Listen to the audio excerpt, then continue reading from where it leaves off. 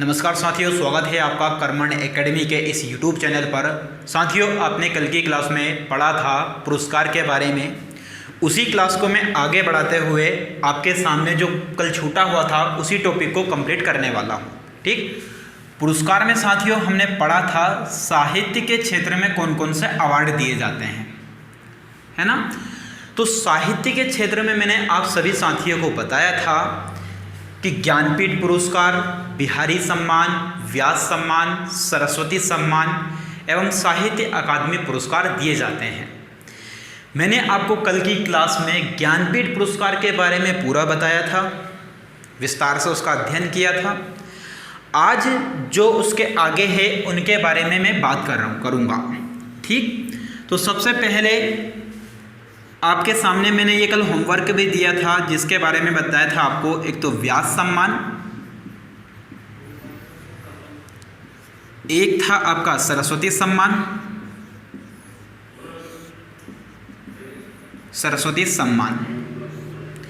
एक था आपका बिहारी सम्मान, एक था मेरे प्यारे साथियों आपका साहित्य अकादमी सम्मान।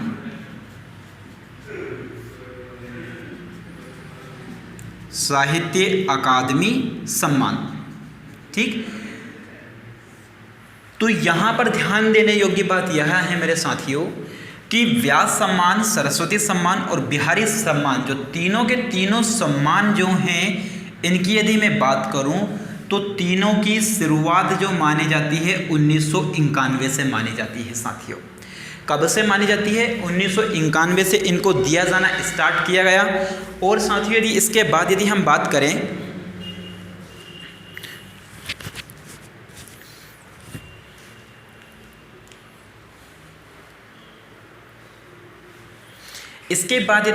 करें तो ये जो तीनों सम्मान हैं आपके, एक फाउंडेशन है के बिड़ला फाउंडेशन।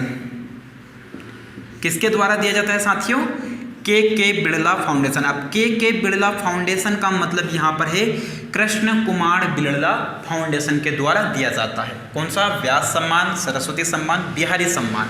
ठीक, ज्ञानपीठ पुरस्कार के बाद ये दूसरा सबसे बड़ा साहित्य के क्षेत्र में यदि कोई सा सम्मान है तो वो है आपका कौन सा? व्यास सम्मान। ठीक, व्यास सम्मान की यदि हम बात करें साथियों कि पहली बार ये किसे दिया गया था, नाम किसका आता है, तो ध्यान देने योग्य बात है साथियों, ये दिया गया था रामविलास शर्मा को। सबसे पहले 1991 में ये किसे दिया गया था साथियों? रामविलास शर्मा को प्रथम बार।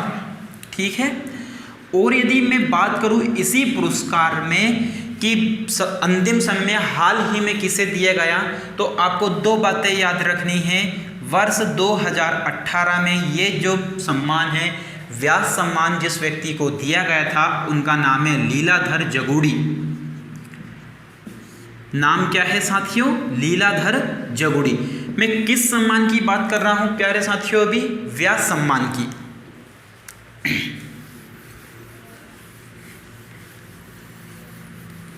ठीक, अभी यहां पर पहली बार हमने देख लिया रामविलास शर्मा को दिया गया।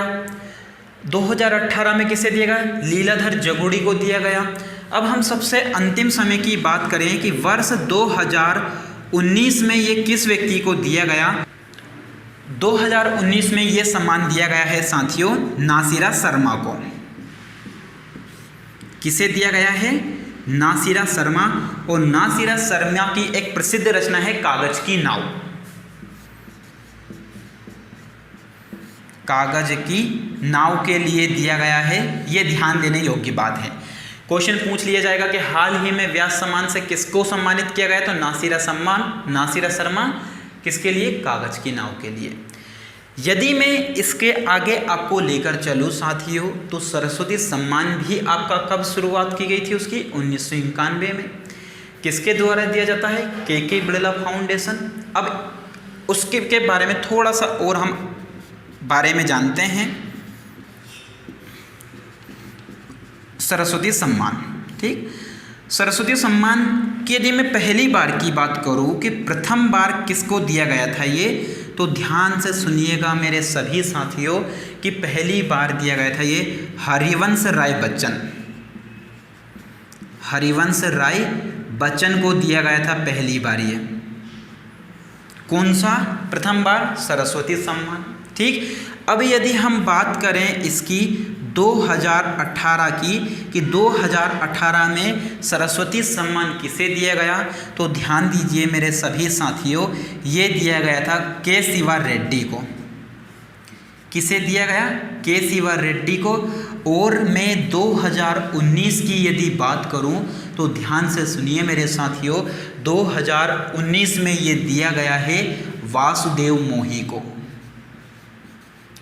वासुदेव मोही को। कौन सा सम्मान साथियों? सरस्वती सम्मान। ये दो महत्वपूर्ण सम्मान हैं। ये जो सम्मान है सरस्वती सम्मान, इसमें 15 लाख रुपए की राशि दी जाती है।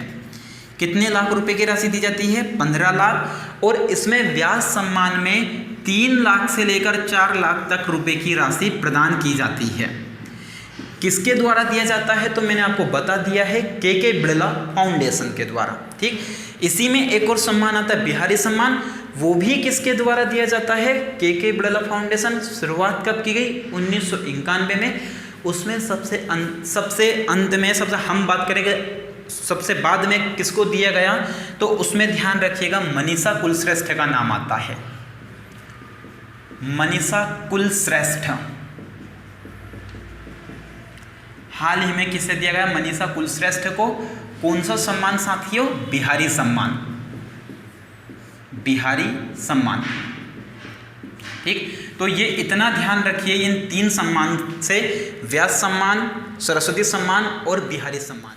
साथियों, इसी साहित्य के क्षेत्र में एक और सम्मान दिया जाता है, वो सम्मान है आपका साहित्य अकादमी पुरस्कार। ठीक, ये साहित्य अकादमी पुरस्कार किसके द्वारा दिया जाता है, कितनी राशि प्रदान की जाती है, क्या दिया जाता है, तो आइए जानते हैं। जो साहित्य अकादमी पुरस्कार है, इसको दिया जाना जो प्रारंभ किया गया है मेरे सभी प्यारे साथियों, तो वो है 1955 से। स्टार्ट कब से किया गया? 1955। जो संविधान की 8वीं अनुसूची है मेरे सभी साथियों, 8वीं अनुसूची में जो 22 भाषाएं वर्णित है, कितनी? अनुसूची में 22 भाषाएं जो वर्णित है, उन भाषाओं में जो उत्कृष्ट लेखन लिखता है उसको दिया जाता है साहित्य अकादमी पुरस्कार। सॉरी, उन सभी भाषाओं में जो उत्कृष्ट लेख लिखते हैं उनको दिया जाता है कौन सा पुरस्कार? साहित्य अकादमी पुरस्कार।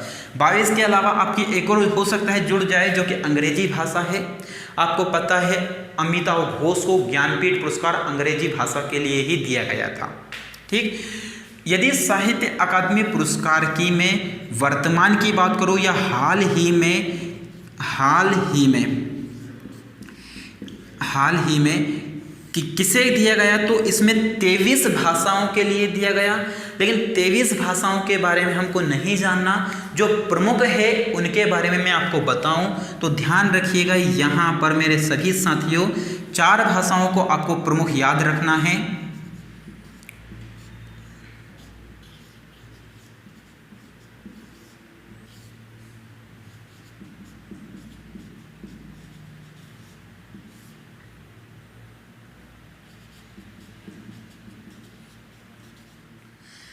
साथियों, उर्दू में जिसको दिया गया उनका नाम है प्रोफेसर साफे किदवई।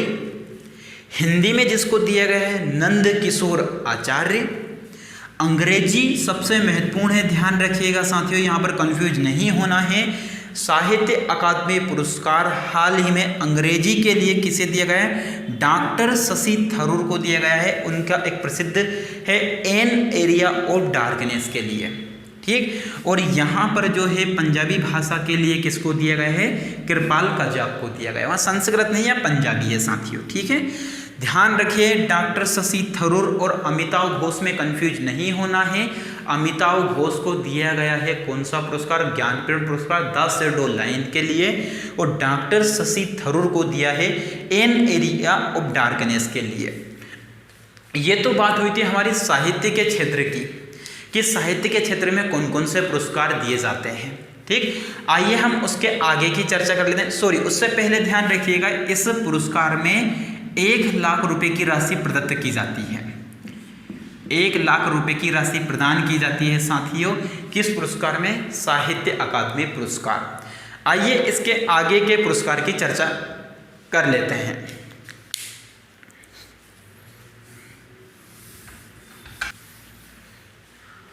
आगे हम बात करते हैं साथियों खेल के क्षेत्र की।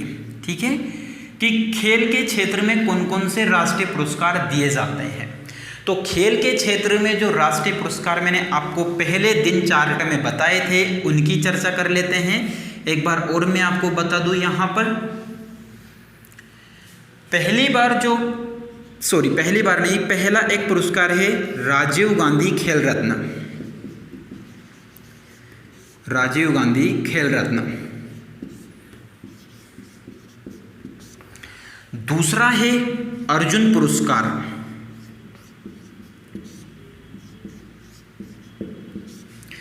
तीसरा है द्रोणाचार्य पुरस्कार।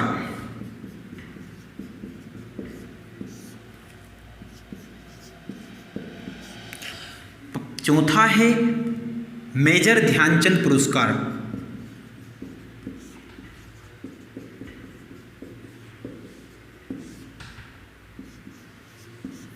और इन्हीं सब के अलावा में इनको बताने के बाद एक और ट्रॉफी है अबुल कलाम आजाद ट्रॉफी, उसकी बात करूंगा।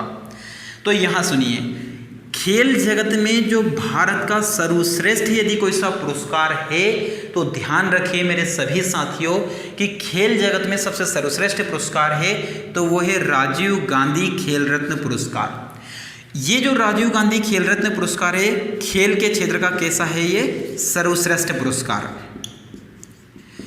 ये जो पुरस्कार है इसके तहत 7.5 लाख रुपए की राशि प्रदान की जाती है। कितने लाख रुपए की राशि? 7.5 लाख रुपए की राशि प्रदान की जाती है। बाकी मेरे सभी साथियों अर्जुन पुरस्कार जो है इसमें 5 लाख रुपए की राशि प्रदान की जाती है, इसमें भी 5 लाख रुपए की राशि प्रदान की जाती है और इसमें भी 5 लाख रुपए की राशि प्रदान। बाकी बचे हुए में कितने रुपए की राशि? 5 लाख, जो अभी आपके सामने लिखे हुए हैं। ये जो पुरस्कार है राजीव गांधी खेल रत्न पुरस्कार, इसकी शुरुआत जो की गई थी 1991-92 में की गई थी साथियों। कब की गई थी? 1991-92 में। ये जो अर्जुन पुरस्कार है इसकी शुरुआत की गई थी साथियों 1961 में। द्रोणाचार्य पुरस्कार की शुरुआत की गई थी 1985 में और मेजर ध्यानचंद पुरस्कार की शुरुआत की गई थी 2002 में। ठीक है साथियों, अभी ये किन खिलाड़ियों को दिया जाता है तो थोड़ा वो और समझ लीजिए। जो राजीव गांधी खेल रत्न पुरस्कार ये उन खिलाड़ियों को दिया जाता है जो 3 से 4 सालों में खेल में अच्छा प्रदर्शन करते हैं, जो राष्ट्रीय स्तर पर या ओलंपिक में जिन्होंने भाग लिया है, उन खिलाड़ियों को कौन सा पुरस्कार दिया जाता है? राजीव गांधी खेल रत्न पुरस्कार। ऐसा ही अर्जुन पुरस्कार है कि जिन खिलाड़ियों ने बेहतर प्रदर्शन किया है खेल जगत में तो उनको भी दिया जाता है कौन सा पुरस्कार? अर्जुन पुरस्कार।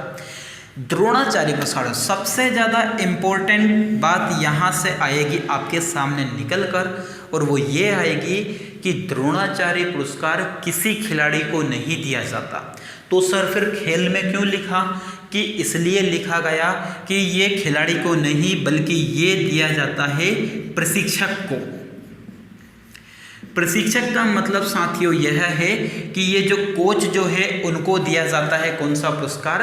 द्रोणाचार्य। जो खिलाड़ियों को सिखाते हैं उन कोच को दिया जाता है कौन सा पुरस्कार? आपका द्रोणाचार्य पुरस्कार। मेजर ध्यानचंद पुरस्कार की यदि मैं बात करूं साथियों तो ध्यान रखिएगा, मेजर ध्यानचंद के बारे में सुना होगा। हॉकी का जादूगर किसे कहा जाता है? तो मेजर ध्यानचंद को कहा जाता है। इसकी शुरुआत जो की गई थी मेरे साथियों, ये कब की गई थी? 2002 में। और इसमें राशि कितनी दी जाती है?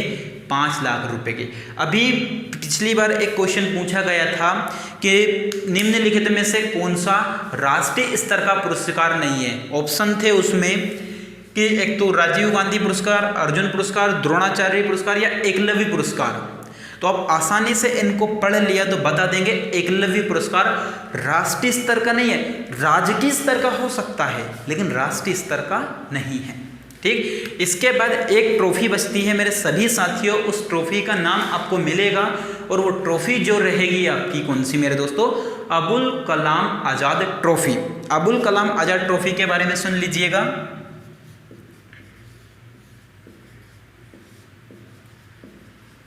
अबुल कलाम आज़ाद ट्रॉफी,